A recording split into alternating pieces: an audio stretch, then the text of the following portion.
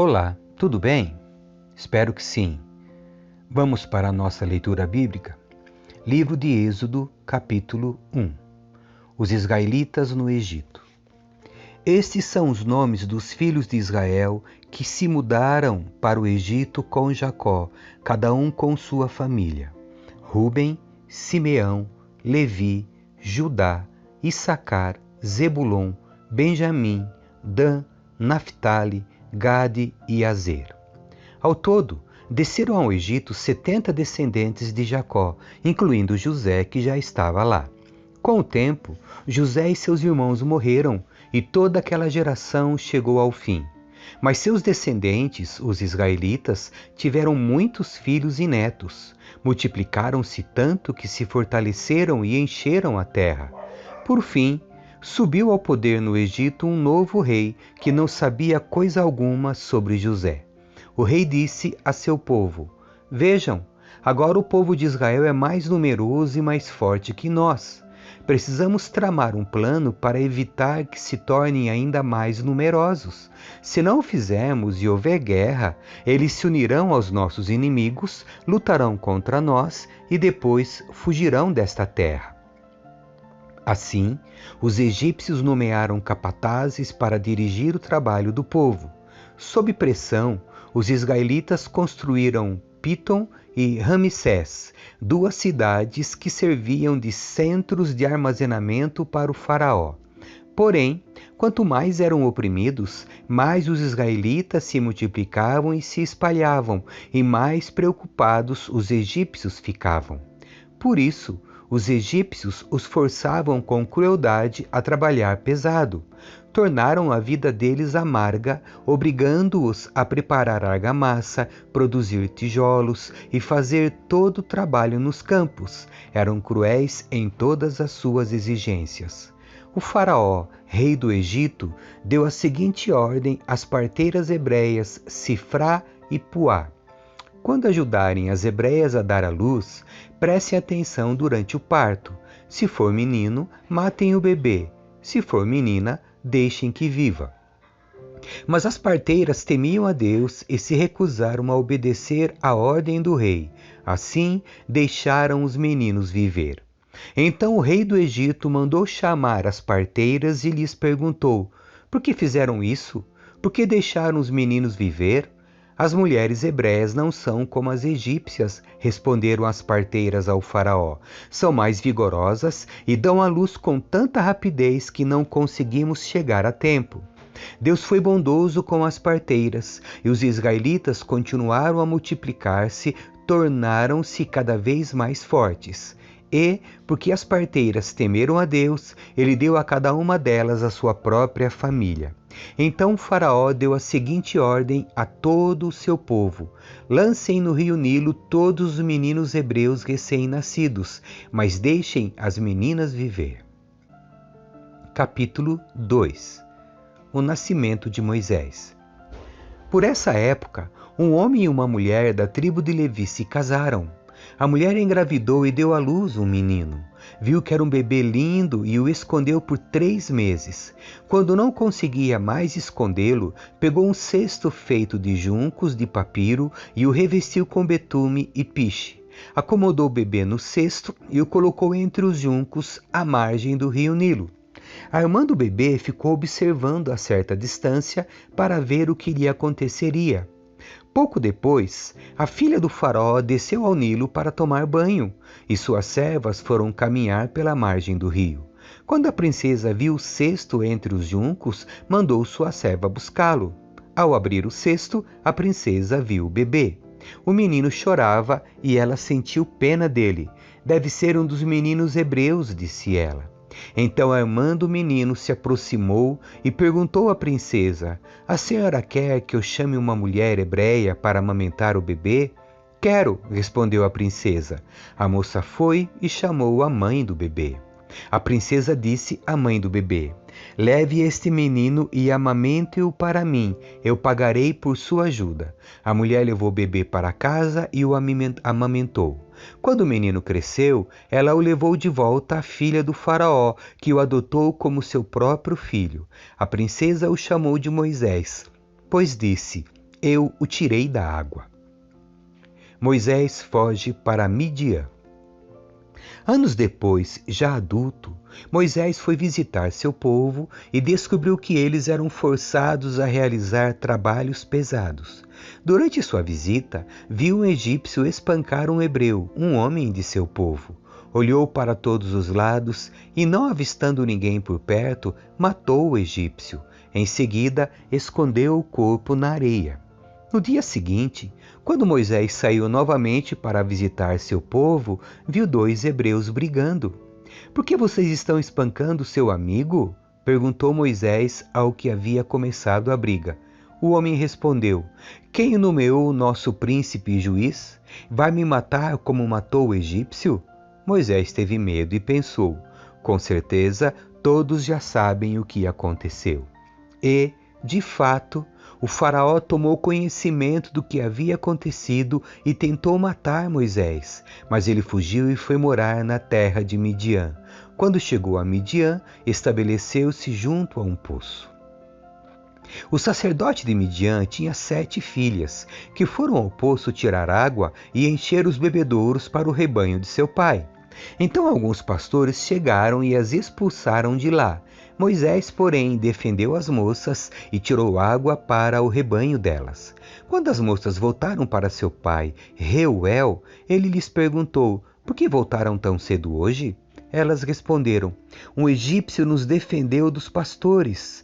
Depois tirou água e deu de beber ao nosso rebanho." "E onde está ele?" perguntou o pai. "Por que o deixaram lá? Convidem-no para comer conosco." Moisés aceitou o convite e foi morar com Reuel. Depois de algum tempo, Reuel entregou sua filha Zípora em casamento a Moisés. Mais tarde, ela deu à luz um menino, a quem Moisés chamou de Gerson, pois disse: "Sou forasteiro em terra alheia." Depois de muitos anos, o rei do Egito morreu. Os israelitas, porém, continuavam a gemer sob o peso da escravidão. Clamaram por socorro e seu clamor subiu até Deus. Ele ouviu os gemidos e se lembrou da aliança que havia feito com Abraão, Isaque e Jacó. Olhou para os israelitas e percebeu sua necessidade. Capítulo 3. Moisés e o arbusto em chamas. Certo dia, Moisés estava cuidando do rebanho de seu sogro Jetro, sacerdote de Midian. Ele levou o rebanho para o deserto e chegou ao Sinai, o monte de Deus. Ali, o anjo do Senhor lhe apareceu no fogo que ardia no meio de um arbusto. Moisés olhou admirado, pois embora o arbusto estivesse envolto em chamas, o fogo não o consumia. "Que coisa espantosa", pensou ele, "por que o fogo não consome o arbusto? Preciso ver isso de perto." Quando o Senhor viu Moisés se aproximar e observar melhor, Deus o chamou do meio do arbusto. "Moisés, Moisés!" "Aqui estou", respondeu ele.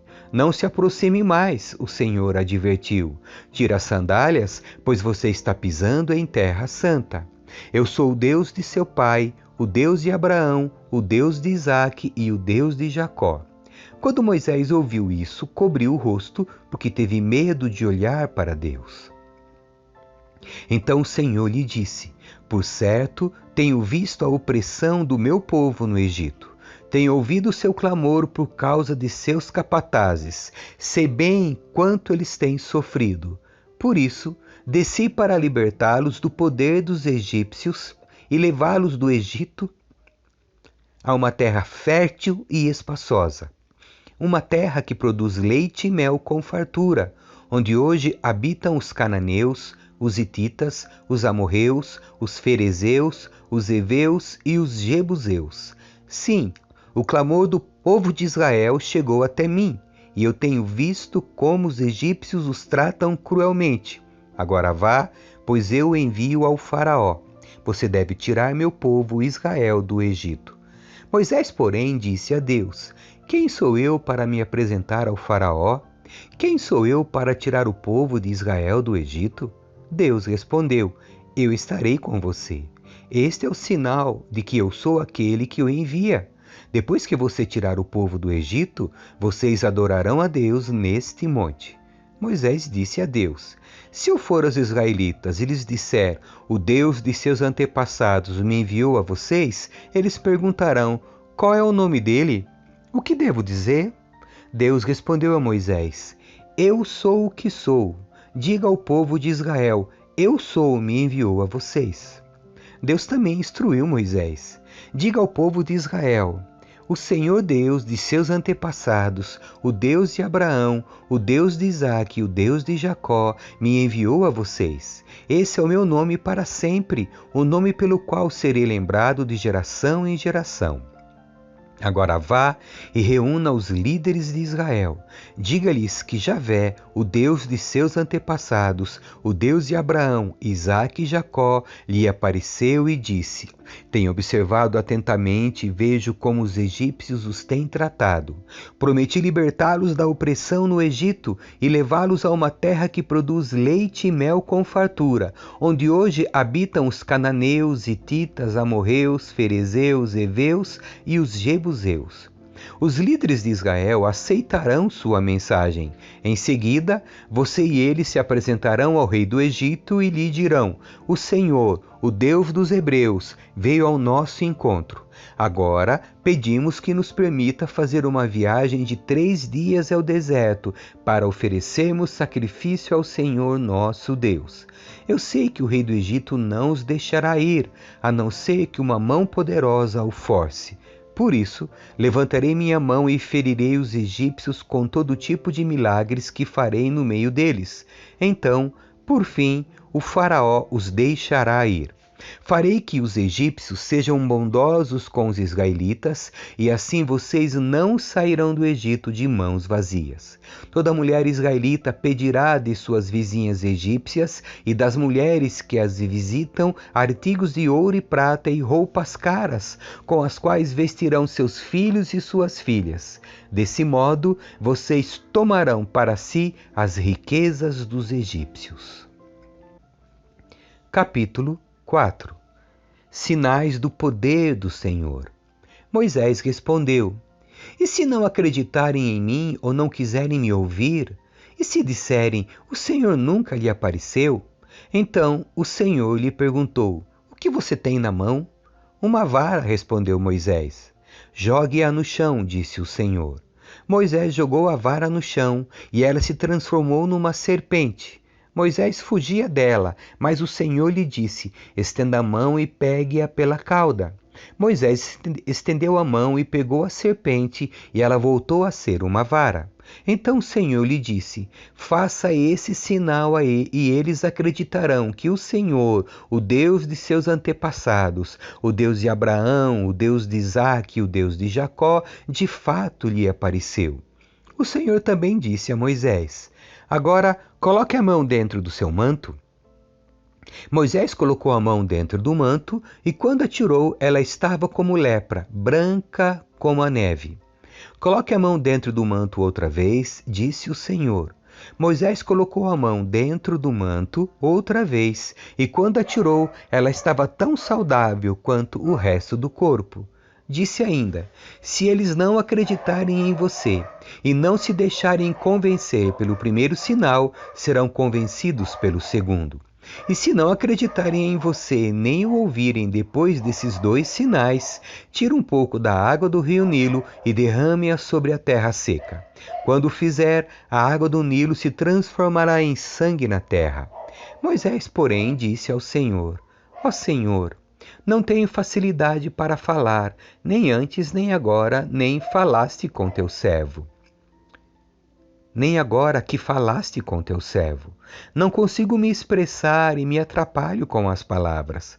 O Senhor perguntou a Moisés: quem forma a boca do ser humano? Quem torna o homem mudo ou surdo? Quem o torna cego ou o faz ver?